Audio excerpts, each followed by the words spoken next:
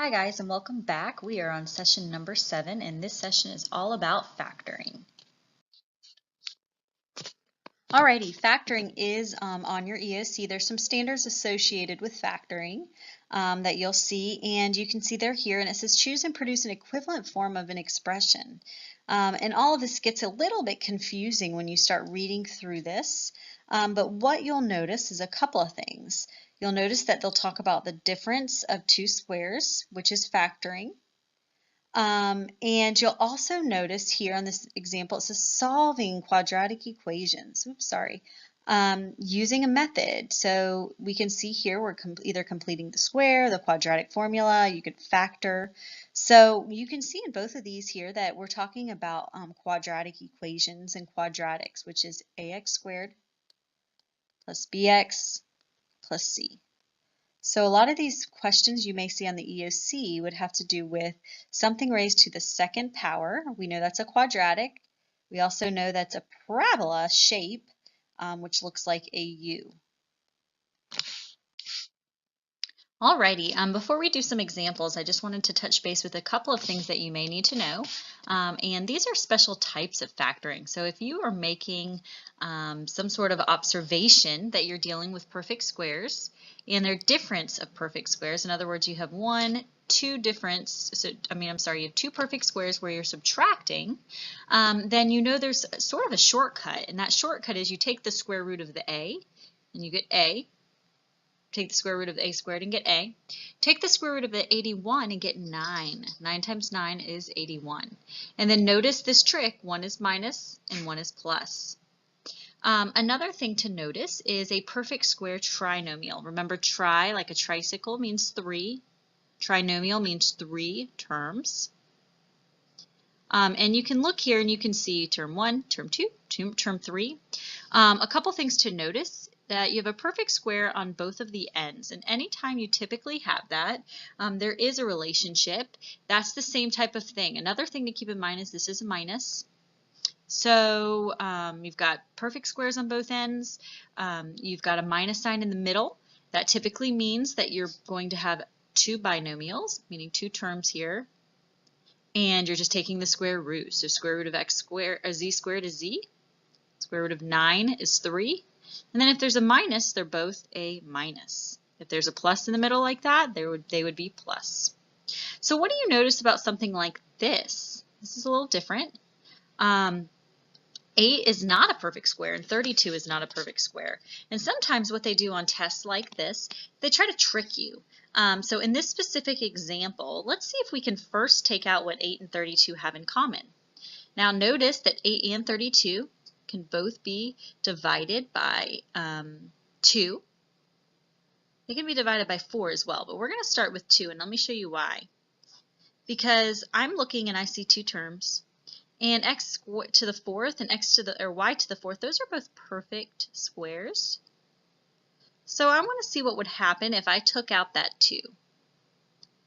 So if I took out the 2, I would be left with 4x to the fourth minus 16y to the fourth. Now why is that important? Because now look at this. See what you get. You have a 4, which is a perfect square, and you have an x to the fourth, which is a perfect square. You have a 16, which is a perfect square. You have a y to the fourth, which is a perfect square. Notice there's no middle term, so it can't be this example over here. But so there's two terms there, so it says, it should clue in that maybe it's a difference of perfect squares, and it is. So if we were to finish factoring that, we would take the square root of 4 and get 2. Take the square root of x to the fourth and get x squared. And I'm going to write that over here because we have two binomials that will have that. Square root of 16 is 4. Remember, one's plus, one's minus when there's no middle term. And then the square root of y to the fourth is y to the second, and y to the second. So this does in fact factor. It's 2, and then you've got 2x squared minus 4y squared. And then you've got 2x squared plus 4y squared. And that would be your factored form. Alrighty, let's take a few seconds to see if we can try one of these on our own. When factored completely, the expression p to the fourth minus 81 is equivalent or equal to which form? So go ahead and figure out that answer. You can pause the screen if you need to, and then when you have that answer, just click the Get Answers button. Let's see what you get.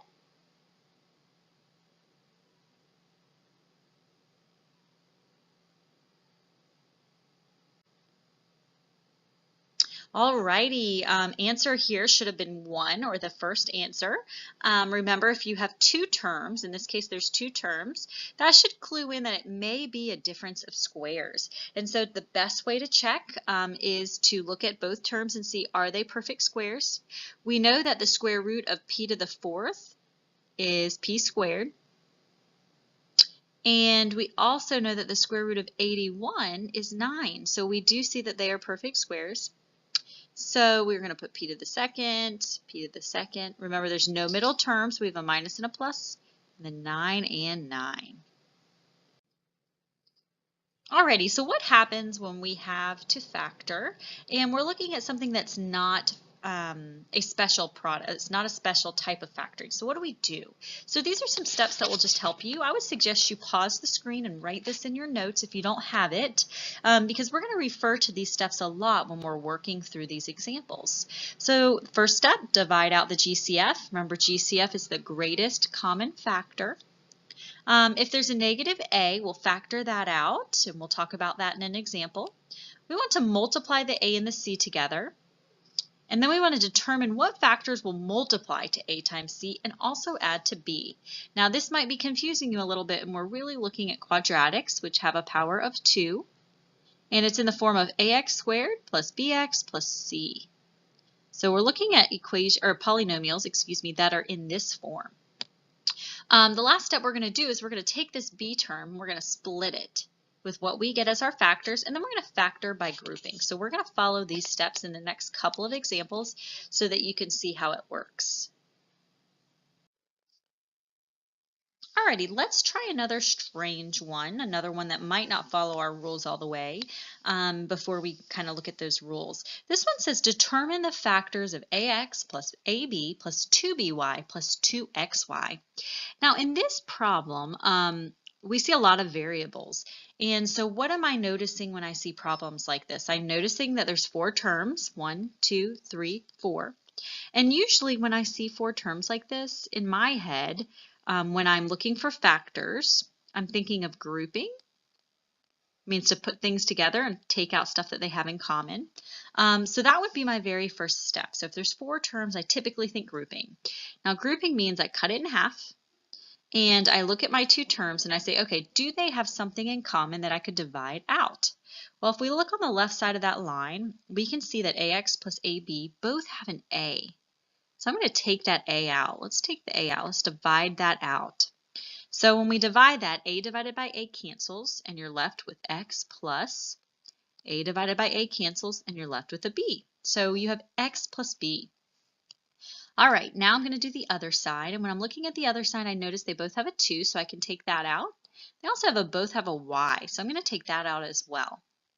So when I do that, that gives me 2y, and then I'm left in parentheses. Well, this cancels, oops, I'm sorry, this does not cancel, so I'm left with a b. Cancel, cancel, cancel, cancel, and I'm left with an x, b plus x. Alrighty, now if we did this right, anytime you're grouping, if you did it correctly, what you're checking for is you're checking to make sure that the inside of the parentheses are the same thing. And notice this one says x plus b, and this one says b plus x. Those are the exact same things. Remember, that's the commutative property. It tells you you can flip those terms like that. So I'm going to take everything on the outside, and I'm going to make that a parentheses. So a plus 2y. Then I'm going to take everything in the inside. I only have to write this one once. That would be x plus b. Now you could write it b plus x. It does not matter. Remember, that's the commutative property. And then there would be your answer. So this one, because there are 4 terms, should make you think, okay, maybe I should try grouping. Alrighty, let's practice another example real quick together. This one's saying, what is the solution to negative 5x squared plus 20x minus 15? Now, this one does not say anything about factoring, but you can tell here I've got the steps that we're going to be using some factoring. So how would you know that we're factoring? Well, there's a couple of things you're looking for. Notice that's a power of 2. That means that it's a quadratic, which is a parabola, or that's a fancy name for the U-shaped function.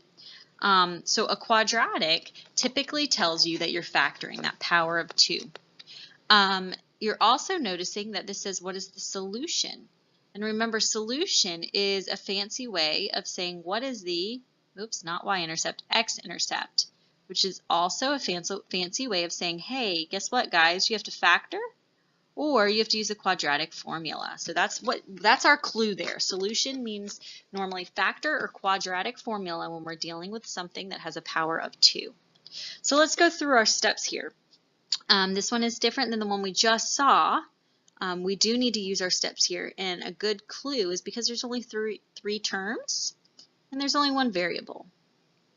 Now I'm setting this equal to 0 because it's asking me for solution, so I'm trying to solve it.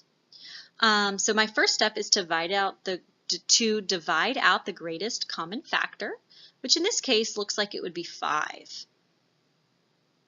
Now, it also says if there's an a, if our a is negative, we should take that out. And notice this is a negative 5, so I'm going to take that out as well. Now, when I do that, I'm going to bring that here. That leaves me with, these cancel, x squared. 20 divided by negative 5 is negative 4x. And 15 divided by 5, negative 15 divided by negative 5 is a positive 3. All right, so this step is done. My next step says to multiply the a and the c. So my a, remember a, x squared plus bx plus c. All right, so my a is in front of the x squared, which is a hidden 1 here, and my c is 3. So I have an a of 1, c of 3. I usually write it like this. It just helps me organize it, where I put a times c on top and b on bottom. And that would give me 3. And down here would give me negative 4. So we're thinking what will multiply to 3 and what will add to negative 4. So I'm thinking of all my factors of 3. Well, it looks like all I have is 1 and 3. So will 1 plus 3 give me negative 4? Well, it will give me a positive 4, but what if I made them both negative? Would that work? And this is a little bit of trial and error at this point. Notice negative 1 times negative 3 is a positive 3, so that's good. And negative 1 plus negative 3 is negative 4. So these are our factors. All right, so we multiplied. We figured out our factors. Our last step is to replace the b term in the equation and factor by grouping.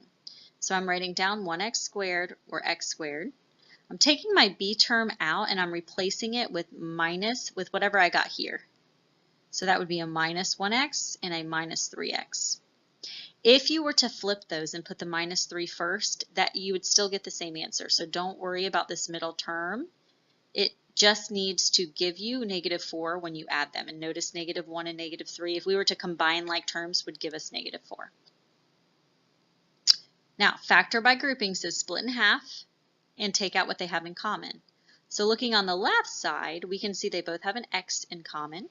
So when I take that out, I'm left with x minus 1, because those cancel. On the right side, they both have a 3 in common. So I'm going to take out the 3, and that gives me negative x plus 1. Now I wanted to do this because I wanted to show you something. Notice that this says x minus 1 and this says negative x plus 1. They have to be the same thing, and they're not. So, but they look very close, don't they? They look pretty close. So we need to do one more thing before we're done. Let's take that negative out. If we took that negative out and put it here, that would change this to a positive x, which is good because that's what we want. And that would change this plus sign to a minus sign, and that's good because that's what we want. So we need to sometimes be aware that that could happen. Now that they're the same inside the parentheses, we take the outside and we put them together. We take the inside and we put those down. Remember, you only have to write it once. And those are your factors. And then remember, don't forget this, you took out the negative 5 in the beginning, so you need to make sure you bring it down. Now, a lot of people mess up on this question. This question is saying, what's the what's the solution? And this is just the factored form. So that's not your final answer. That is just if it said what's the factored form, that would be your answer. Now to solve it, what you're going to do, and then we'll be done. I know my slide is pretty full of work. But what you'll do is you'll look at your parentheses and you're going to say, well, what can I plug in for x here to give me 0? That's inside my parentheses. What can I plug in here to give me 0? And notice here you could plug in a 1, right? Because 1 minus 1 is 0. And here you could plug in a 3. So these are actually my solutions. The -5 will not do anything for us. It's just there for your factored form.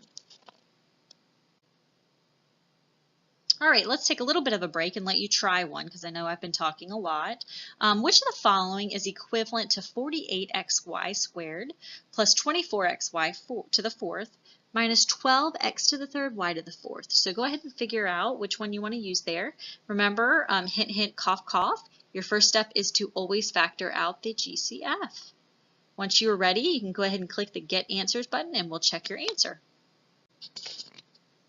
Alrighty, if you put answer A, you are correct. First step is to figure out what they all have in common. Good testing strategy is you can see all the answers have a 12. So that would clue in that you would be dividing all of these by 12. Next thing to worry about is your x, and you want to take out an x. This one has 1, this one has 1, and this one has 3.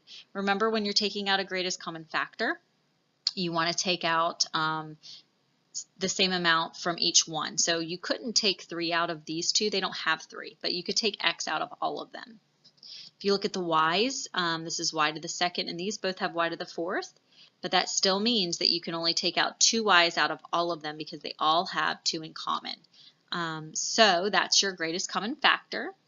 That's where this came from, and then you would divide that and get what you have here in the middle term. Okay, let's do a couple word problems and then we'll be good to go. This one says a shape has an area of 4x squared plus 12x plus 9. Tom said that one side of the shape has a side length of 2x plus 3, and the shape had to be a square. Kelly said that it was a rectangle with one side of 2x plus 3. Which person is correct and why? All right, so let's go through this. So this question is a shape. We don't know. We know that it's either a square, which means that all the sides have to be equal, or, which that's what Tom said, so I'm going to put Tom next to that one, or Kelly is saying that it's not a square, in fact it's a rectangle. So we want to see which one of these is correct, which person is correct. Now it says it's an area. Remember area, we know area is always length times width. So I'm going to write that here for us, length times width. And it doesn't give us the length and width, and that's the part can be a little tricky. But let's take a look at this area. Let's see what we know. We know that it's 4x squared plus 12x plus 9. Now, we also know that one of the side lengths is probably 2x plus 3 because both of them agreed to that. So let's see here. What could we do to figure out the other one? Well, first let's ask ourselves, is there a special pattern going on here? Are there perfect squares? If not, we'll go through our steps.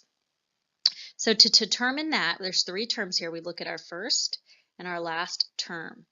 Well, 4x squared, that's a perfect square. We know that that's just 2x if we took the square root, so that would work. And we also look at 9 when we know 9 is a perfect square because the square root of 9 is 3. So if that happens, we know we probably have a 2x, a 2x, a 3, a 3. Now the last thing you're always checking is this. If this is a plus sign, that tells you they have to be both plus. If it's a minus sign, that tells you they both have to be minus. So it looks like this would be our answer. Now if you wanted to check yourself, you can always check yourself with factoring. Remember, factoring is the opposite of multiplication. So you could go through and you could FOIL this out and just kind of multiply through. But for right now, we're not going to do that.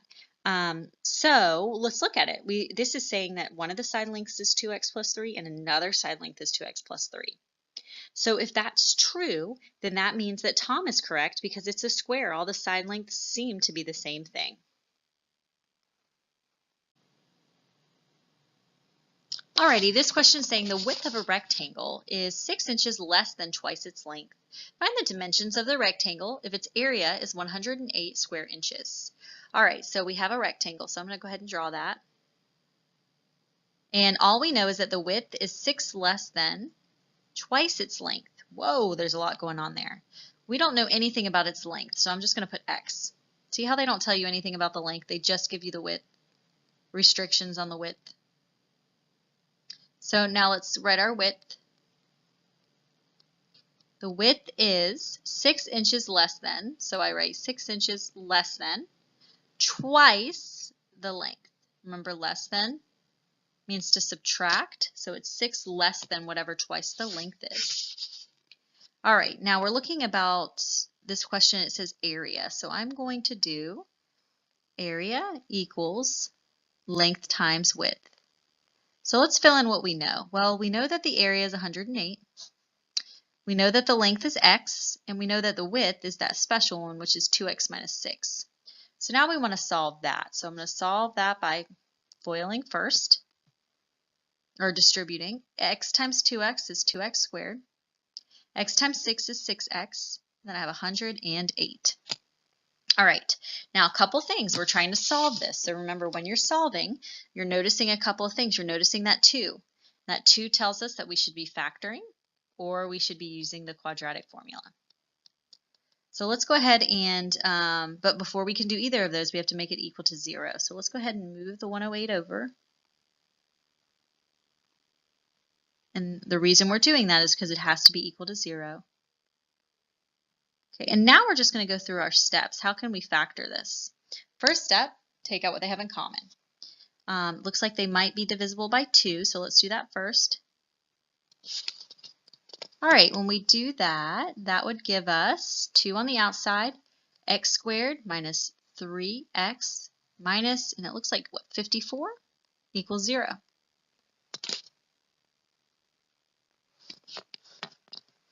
All right. All right, so we had x squared minus 3x and 54. We took out the 2. All right, so now what we want to do is go through our steps. So we want to go ahead and figure this out. Now, sometimes people know that there's another thing here. We're going to do a times c. So let me write this over here, which is negative 54. And our b is negative 3. Okay, so what multiplies to negative 54 and then adds to negative 3? Well, think of your factors of 54. You've got 9 and 6. Oh, well, 9 and 6 look like that might give you 3. But which one has to be negative for that to work? Well, if we made this a negative 6 and a positive 9, we would get a negative here. But when we add those, we're going to get a positive 3 because 9 is bigger. So let's flip those signs and see what happens. If we flip the signs, a 6 and a negative 9 would give us negative 3, so that would work. So we split the middle term.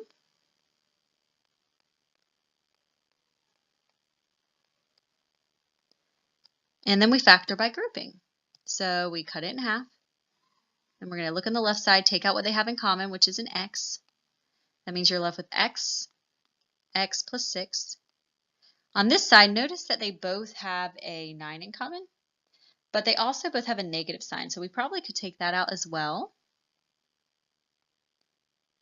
And that gives us x.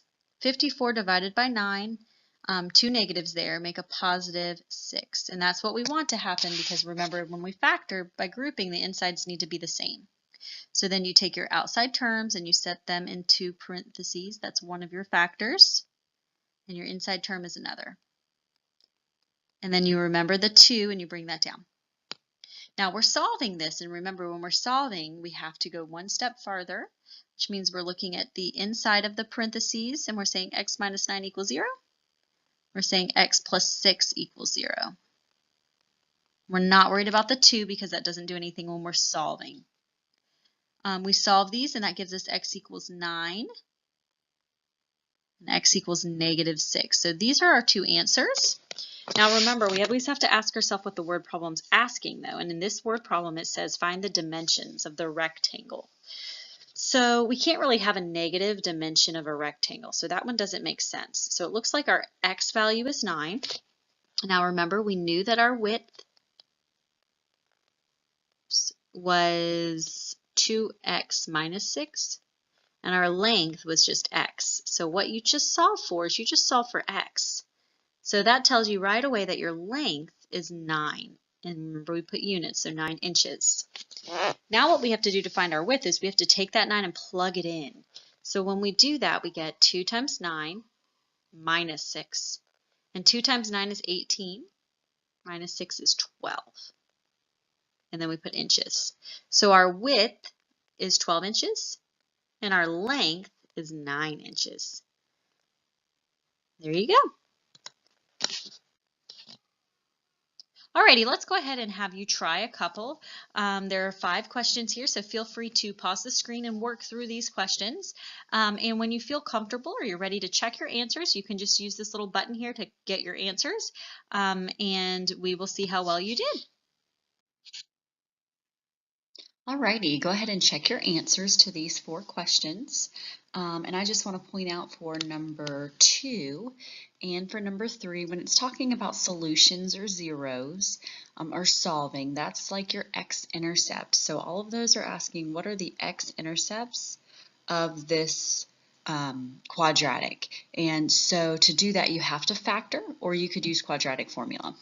I want to point out here your answers could be written like this, where it says x equals -1 or x equals 3, but it could also be written as a coordinate point. Number 4, I also want to look at really quick because that one's a little challenging. To solve that, you had to solve by grouping. So you had to split it in half because there's 4 terms. So remember, when we see 4 terms, we often think, can we factor by grouping? But before we do that, we have to divide by what they have in common. And all of these have a 2 in common.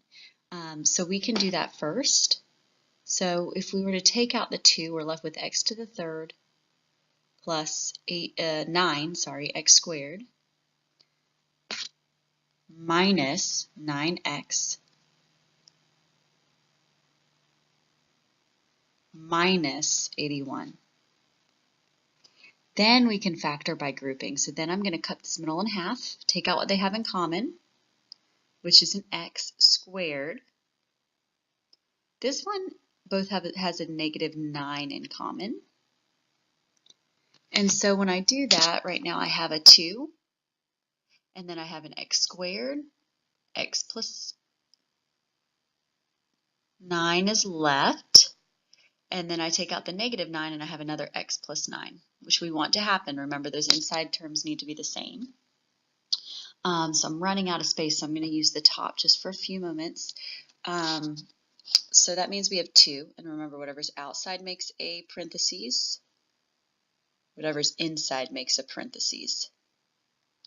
Now, that's not our final answer, and you can tell that from here where the k's are. And you also know that we talked about that briefly today. Here, these are both perfect squares, and there's no middle term, and it's subtracting. Those are difference of perfect squares. So to solve that, remember, we have x and x, and we have 1 plus and 1 minus, and we have 1, 3, and we have 1, 3. And then everything else you can bring down. We got 3 because the square root of 9 is 3. So in that answer, k should be 3. Alrighty, I really hope this factoring video helped you with one way to factor. If you feel like you need some additional practice problems, feel free to click on the practice problems link here. It will actually take you to some practice problems and it'll show you the answers. So those are some great, that's a great site to help you. If you have any additional questions or concerns, feel free to use this email and give me an email.